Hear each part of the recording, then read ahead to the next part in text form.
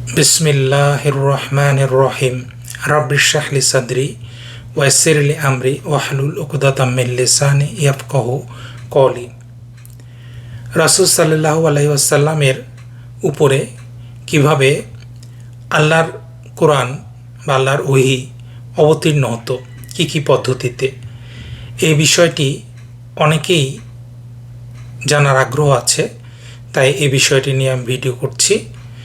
এবং এই বিষয়টি আমি পেয়েছি তাফসির গ্রন্থ তাওজিহুল কোরআন থেকে। এই গ্রন্থটি লিখেছেন একজন বিখ্যাত আলেম, ওনার নাম মাওলানা তাকি উসমানী রহিমাহুল্লাহ। তাহলে রাসূল সাল্লাল্লাহু আলাইহি ওয়াসাল্লামের উপরে কীভাবে আল্লাহর ওহী অবতীর্ণ হতো।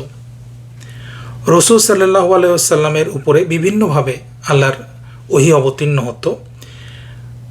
হজরত আয়েশা রাদিয়াল্লাহু তাআলা থেকে বর্ণিত একটি হাদিস, যেখানে বলা হয়েছে একদা হজরত হারেস ইবনে হিশাম রাসূল সাল্লাল্লাহু আলাইহি ওয়াসাল্লামকে জিজ্ঞেস করল, আপনার প্রতি কিভাবে ওহী অবতীর্ণ হয়।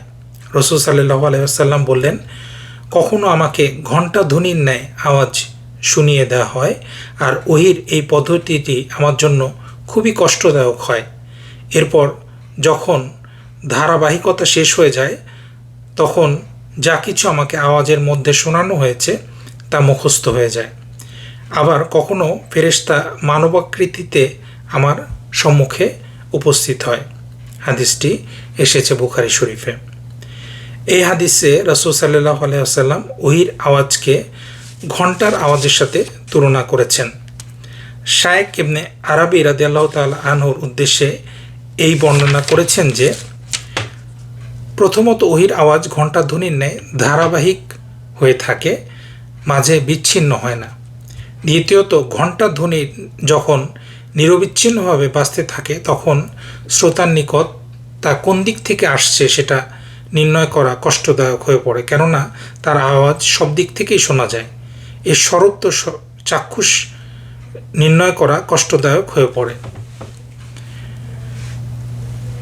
এই বিষয়টি জনসাধারণের উপলব্ধির অনেকটা নিকটবর্তী করার জন্য এটাকে রাসূল সাল্লাল্লাহু আলাইহি ওয়াসাল্লাম ঘণ্টা ধ্বনির সাথে তুলনা করেছেন।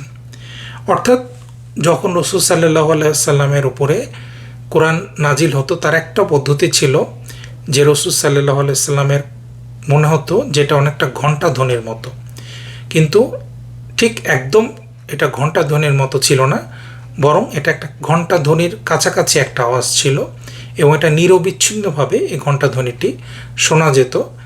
এবং এর মাঝখানেই রাসূল সাল্লাল্লাহু আলাইহি ওয়াসাল্লামকে এই কোরআনের কালামগুলি শেখানো হতো এবং তার মুখস্থ হয়ে যেত। কিন্তু এটা রাসূল সাল্লাল্লাহু আলাইহি ওয়াসাল্লামের জন্য সবচেয়ে কষ্টদায়ক পদ্ধতি ছিল। এই পদ্ধতিতে ওহী অবতীর্ণ হলে রাসূল সাল্লাল্লাহু আলাইহি ওয়াসাল্লামের উপরে অনেক বেশি চাপ পড়ত।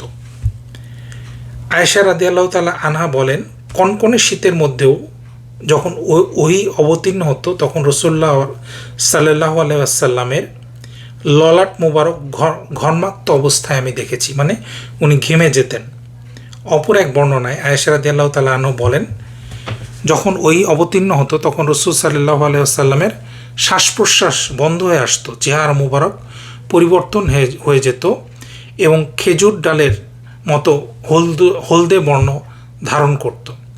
শীতের তীব্রতায় তার সামনের দাঁত কাঁপতে থাকত, অথচ তার শরীর ঘেমে যেয়ে শরীর থেকে ঘাম পড়ত, মতির ফোঁটার ন্যায় শরীর থেকে ঘাম পড়ত। তাহলে এই পদ্ধতিতে যখন কোরআন অবতীর্ণ হতো, তখন রাসূল সাল্লাল্লাহু আলাইহি ওয়াসাল্লামের খুব কষ্ট হতো, তিনি অনেক কষ্ট অনুভব করতেন।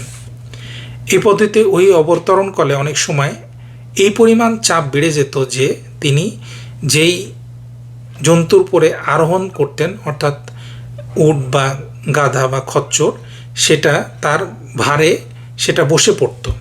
একবার রাসূল সাল্লাল্লাহু আলাইহি ওয়াসাল্লামের মাথা যখন যায়েদ ইবনে হারেসা রাদিয়াল্লাহু তাআলা আনহুর উরুর উপরে রেখে শায়িত ছিলেন, এমত অবস্থায় ওহী অবতীর্ণ শুরু হয়ে যায়।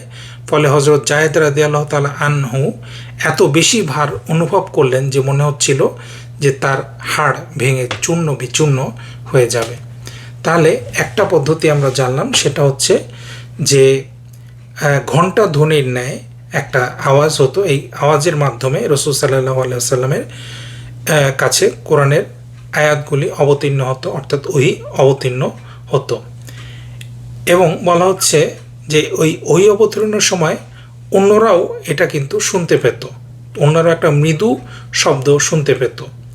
হযরত ওমর রাদিয়াল্লাহু তাআলা আনহু বলেন, যখন রাসূল সাল্লাল্লাহু আলাইহি ওয়াসাল্লামের উপরে ওহী নাজিল হতো তখন তার চেহারা, তার ফেসের আশেপাশে একটা মৌমাছির গুঞ্জনের মতো গুনগুন আওয়াজ শোনা যেত। তাহলে এটা অন্য মানুষ, তার আশেপাশে যারা ছিল তারাও কিন্তু এটা শুনতে পেত। এখন আসছি ওহী অবতীর্ণর দ্বিতীয় পদ্ধতি। দ্বিতীয় পদ্ধতিটা কি? এটা হচ্ছে ফেরেশতা মানব আকৃতি ধারণ করে রাসূল সাল্লাল্লাহু আলাইহি ওয়াসাল্লামের কাছে ওহী নিয়ে আসতো। এবং অধিকাংশ ক্ষেত্রে হযরত জিবরিল আলাইহিস সালাম একজন সাহাবীর আকৃতি ধারণ করতেন এবং ওহী নিয়ে আসতেন। এবং বেশিরভাগ ক্ষেত্রে তিনি একজন প্রসিদ্ধ সাহাবী দিহআতুল কালবি রাদিয়াল্লাহু তাআলা আনহু, তার আকৃতি ধারণ করতেন এবং ওহী নিয়ে আসতেন। অবশ্য কখনো কখনো অন্য কারো আকৃতি ধারণ করেও তিনি ওহী নিয়ে আসতেন।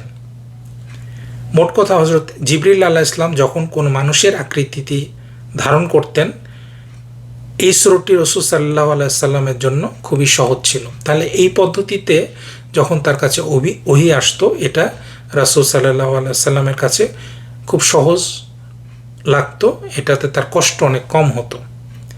এরপরে আসছে ওহী অবতরণের তৃতীয় পদ্ধতি। তৃতীয় পদ্ধতিটা হচ্ছে যে জিবরিল আলাইহিস সালাম তার নিজস্ব আকৃতিতে অনেক সময় আসতেন এবং ওহী নিয়ে আসতেন রাসূল সাল্লাল্লাহু আলাইহি সাল্লামের জন্য। এটা রাসূল সাল্লাল্লাহু আলাইহি সাল্লামের জন্য জীবনে মাত্র 3 বার ঘটে। প্রথমবার যখন রাসূল সাল্লাল্লাহু আলাইহি সাল্লাম জিবরিল আলাইহিস সালামকে তার নিজস্ব আকৃতিতে দেখার আকাঙ্ক্ষা পোষণ করেন, দ্বিতীয়বার মিরাজের রজনীতে, আর তৃতীয়বার নবুয়তের একেবারে শুরুর সময় মক্কা মুকাররমার আদ নামক স্থানে। তাহলে এটা মাত্র 3 বার রাসূল সাল্লাল্লাহু আলাইহি সাল্লামের সাথে ঘটে। চতুর্থ পদ্ধতিটা হচ্ছে সরাসরি আল্লাহর সাথে বাক্যালাপ। এটা কখন হয়?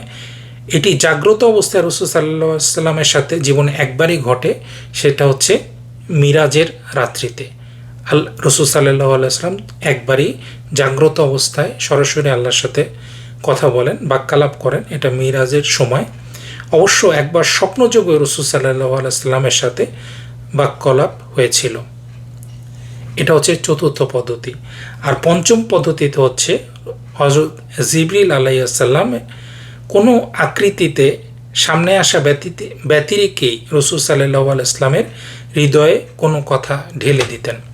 অর্থাৎ তিনি নিজের আকারেও আসতেন না বা অন্য কোনো মানুষের আকারেও আসতেন না, সরাসরি রাসূল সাল্লাল্লাহু আলাইহি সাল্লামের অন্তরে আল্লাহর ওহী বা কোরআনের কালাম এটা ঢেলে দিতেন। এভাবেও ওহী অবতীর্ণ হতো। তাহলে আমরা জানলাম কি কি পদ্ধতিতে রাসূল সাল্লাল্লাহু আলাইহি ওয়াসাল্লামের কাছে ওহী অবতীর্ণ হতো, অর্থাৎ কোরআন অবতীর্ণ হতো। আসসালামু আলাইকুম ওয়া রাহমাতুল্লাহি ওয়া বারাকাতুহু।